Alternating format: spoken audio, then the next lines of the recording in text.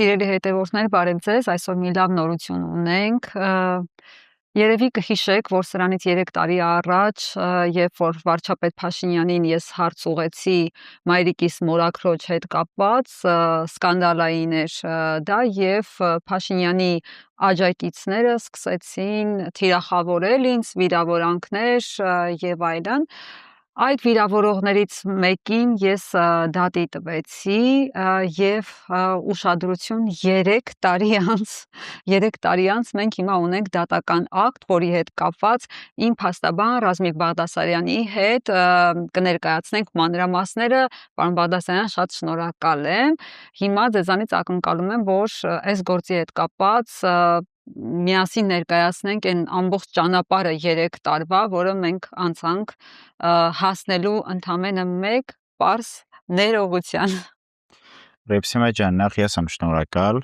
ձեր իրավունքների պաշտպանությունը մեզ վստահելու համար եւ համբերատար այս երկար ճանապարհը անցնելու համար։ Իրականում սա դատական process-ներ են, որոնց միջով մենք անցանք բավականին երկար ժամանակ, եւ այս դատական process-ների արդյունքում ի վերջո հաջողվեց ունենալ արդեն երկրորդ անգամ բավարարված դատական ակտ,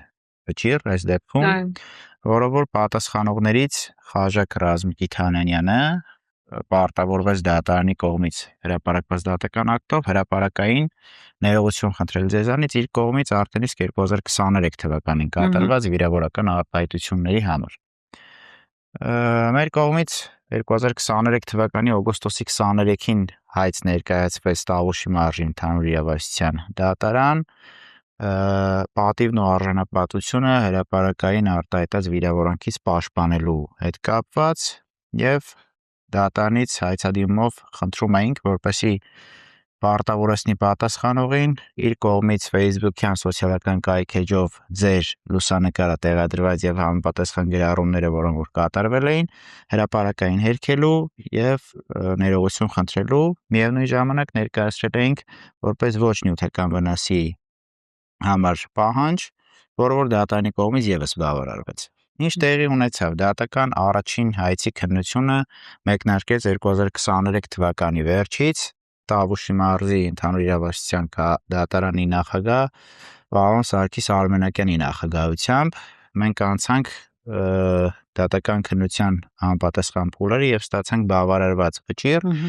որի շրջանակներում մեր հայցը ամբողջությամբ բավարարվեց եւ պարտականություններ դրվեց պատասխանող Խաժակ Թանյանյանի վրա հրապարակային նույն Facebook-յան սոցիալական կայքեջով ներողություն խնդրել ձեզանից եւ համապատասխան հրապարակում կատարել հենց Facebook-յան կայքեջում։ Ինչով էր հատկանշական այս դատական process-ները, որ պատասխանողը ամեն կերպ թեև իհարկե իրավունքի օգտագործման ենթատեքստում, բայց փորձում էր ամեն կերպ ձգձգել խուսափել, այո, չներկայանալ դատական նիստերին եւ ներկայացնել դիրքորոշում առարկություններ թվով 3 ինքնաբացարկի միջնորդություններ, որով որ այսպես ասած կասկածի տակ էր դնում նախագահ դատավորի անաչառությունը երրորդ անձանց մոտ, միևնույն ժամանակ քննարկման առարկա դարձվեց հայցային վաղեմության հետ կապված հարցը, ներկայացվեց համապատասխան միջնորդություններ, որի շրջանակներում պատասխանողի պնդմամբ մենք որպես հայցվոր կողմ համապատասխան հայցադիմումը ներկայացրել էինք դատավարական ժամկետների խախտման։ Հաղթահարելով այս բոլոր process-ները վերջիվերջո ստացանք բավարարված դատական ակտ, արձանագրելով պատասխանողի կողմից իրավունքի չարաշահման վերաբերյալ այդ ընթացակարգերը։ Այնուամենայնիվ վերաքննիչ դատարանում մենք ունեցանք գործի դատական ակտի բեկանում եւ գործնողարկվեց կրկին նույն դատարան նոր քննության։ Պետք է արձանագրել, որ այստեղ ընդամենը տեխնիկական, կարելի է այսպես բնութագրել, տեխնիկական մասով վերաքննիչ դատարանը գտեց, որ իրավունքի խախտում է առաջացել, մասնավորապես, քանի որ թվով 3 ինքնաբացարկի միջնորդություններ էին ներկայացվել եւ դատարանը արձանագրել էր բովանդակային առումով իրավունքի չարաշահում եւ առանց քննության էր թողնվել ինքնաբացարկի վերջին միջնորդությունը։ Մինչդեռ վերաքննիչ դատարանը գտել էր, որ բովանդակային վերլուծության պետք է ենթարկվեր այդ միջնորդությունը, քանի որ այնտեղ փաստական հանգամանքները ներկայացվել էին նախկինից տարբերվող ուստի պետք է բովանդակային քննության ենթարկել, նոր համապատասխան որոշում կայացնել։ Այս հանգամանքներում ամենայն դեպս գործն ուղարկվեց նոր քննության, արդեն իսկ մեկ այլ մարզի նախագահող դատավորի նախագահությամբ եւ 2026 թվականի սկզբից մենք արդեն սկսեցինք գործը քննել այլ դատավորի Տիկին Պապիկյանի նախագահությամբ եւ սկսեցինք գործի քննությունը արդեն բովանդակային նոր զրոյական կետից։ Այնուամենայնիվ պետք է արձանագրել, որ բավականին կարճ ժամանակահատվածում նախագահող դատավորը ինտենսիվությամբ նշանակելով դատական նիստեր շատ սեղմ ժամկետներում կայացրեց կրկին անգամ դատական ակտ եւ բավարարեց մեր կողմից ներկայացված հայցադիմումը։ Այս անգամ եւս արձանագրելով ձեր որպես հայց, որ իրավունքի խախտում, արձանագրելով վիրավորական արտահայտությունների հրապարակային լինելու եւ դրանք որպես անձի հեղինակությունը, պատիվն ու արժանապատվությունը խեղաթյուրող խանգարող փաստարկներ, հանգամանքներ, բառեր եւ հայցը բավարարվեց կրկին անգամ պարտավորեցնելով այս անգամ եւս Խաժակ Թանանյանին նույն հրապարակային սոցիալական կայքեջով ներողություն խնդրել ձեզանից եւ այդ այսպես ասված հրապարակումը, ստատուսը տեղադրել հենց Խաժակ Ռազմիկի Թանյանյան օգտատիրոջը պատկանող Facebook-յան կայքեջում։ Ինչն էր հետաքրքիր այս գործի հետ կապված, մեզ դիտողներին էլ ներկայացնենք, քանի որ Խաժակ Թանանյանը ոչ ընդունում էր, որ ինքն է այդ օգտատերը, որը նման անթույլատրելի բառամթերք է օգտագործել եւ վիրավորել փաստացիորեն ինձ, ոչ էլ հերքում էր դա, ուղղակի ստիպում էր, որ մենք ասեինք, թե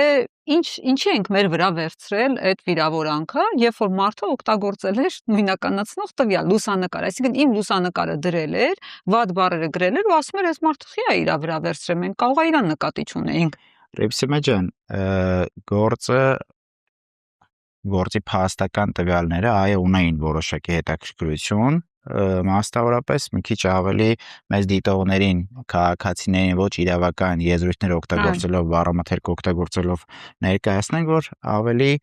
հետեւյալ կերպ էր ներկայացնում պատասխանողը։ Նախ կասկածի չէր դրվում իրողությունները, փաստական հանգամանքները, որ կա հրապարակում, կա հրապարակված լուսանկար եւ կան վիրավորական արտահայտություններ։ Բացառապես վիճարկվում էր այն հանգամանքը պատասխանողի կողմից, այսպես ասած, ինչով է պայմանավորված, որ հայցվորը հենց այդ նույն լիրբ եւ պոռնիկ վիրավորական արտահայտությունները վերագրել է իրեն։ Սա մի պարզ բացատրություն ուներ, նախ ես չեմ կարծում, որ օբյեկտիվ իրականության մեջ կլինի մեկ անձ Հայաստանի Հանրապետությունում, այդ թվում նաև դրանից դուրս, որ վերջինիս կանվանեն լիրբ կամ պոռնիկ եւ դա չի համարվի չի վիրավորվի այդ արտահայտություններից։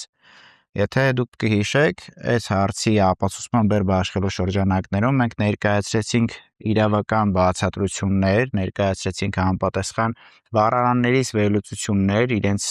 բացատրություններով ինչ են իրենցից ենթադրում այդ բառերը, բացի այդ մենք նույնիսկ իրար հետ ունեցանք քննարկում, այսինքն եթե պատասխանողը չի վիրավորվի նման արտահայտություններից, մենք պատրաստական ենք ցանկացած պահի հրաժարվել մեր կողմից ներկայացված հայցից եւ ի հակառակը ներկայացնենք պատասխանողին։ Եթե պատասխանողը ինչ որ պահի լիրբ եւ պոռնիկ արտահայտություններից չի վիրավորվի, ապա սիրով պատրաստ ենք հրաժարվել հայցից։ Բացի այդ, Ռիփսիմե ջան, հետաքրքիր հանգամանքներ կային, որ պատասխանողը, ես անկեղծ եմ ասում, իհարկե մեզ բախ չվիճարկվեց այդպես էլ հանդիպել վերջինիս կամ նրա ներկայացուցին, թեև իհարկե դատավարությունը պարտադիր պայման չի նախատեսում, որ պատասխանողը ներկայանա, բայց մենք, այսպես ասած, հերավար ճակերտավոր պատերազմում էինք Խաժակ Թանանյանի հետ։ Կհիշեք հետաքրքիր դեպքեր, երբ որ գրություն էր ուղարկել, երբ որ մենք միջնորդել էինք վերջինիս որպեսի դատական քննության փուլում որպես վկա հարցը քննվի եւ դատանի կողմից մեր միջնորդությունը բավարարվել էր, վերջինս մեզ տրամադրեց ինչ-որ գրություն, եթե չեմ սխալվում, որ գտնվում է բուժման մեջ եւ իրեն երկար ճանապարհ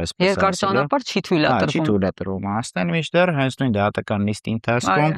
այն հասցե ինձ որտեղ որ ինքը բնակվում էր եւ հաշվառված էր այդ տեղեկություններով դատարանի հեռավորությունը ընդամենը մի քանի 100 մետր էր կազմում, էլի, այսինքն բոլոր հնարավոր Այսինքն նավիգատորով դատական նիստի ընթացքում դուք ապացուցեցիք, որ հեռավորությունը մի քանի 100 մետր է։ Եվ ոչ տրամաբանության մեջ տեղավորող բոլոր հնարավոր միջոցները պատասխանողը փորձում էր օգտագործել դատավարական process-ների վրա ազդելու, դատավորի անաչառությունը կասկածի տակ դնելու,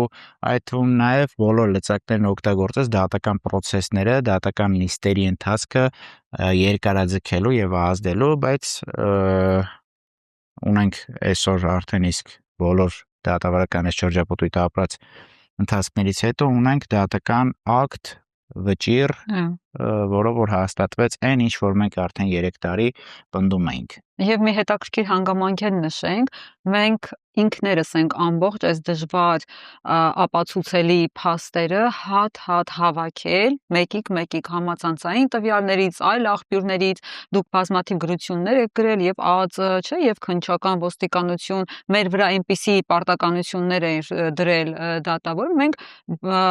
լուրջ ջանքեր ներդրեցինք, որ ստանանք դրանց պատասխանները։ Ռիփսիմե ջան, մենք այլ հանգամանքներում նման բան ապացուցման բերբ աշխատելու մասին որոշում դատարանի կողմից կայացված, թեև մենք իհարկե միջնորդել ենք դատարանին, որպեսզի փոփոխի ապացուցման բերբ աշխատելու միջնորդությունը, այնուամենայնիվ մենք որպես իրավագիտակից մարդիկ պետք է հաշվի նստենք դատարանի որոշման հետ եւ դա քաղաքացիական դատավարություն սահմանված ընթացակարգ է, որը որ գրում ենք պարտականություններ, իսկ դատարանը մեր համար սահմանել էր որոշակի ապացույցների զանգված, որի կրողը եւ պարտականությունների իրականացումը վերապահված էր մենք եւ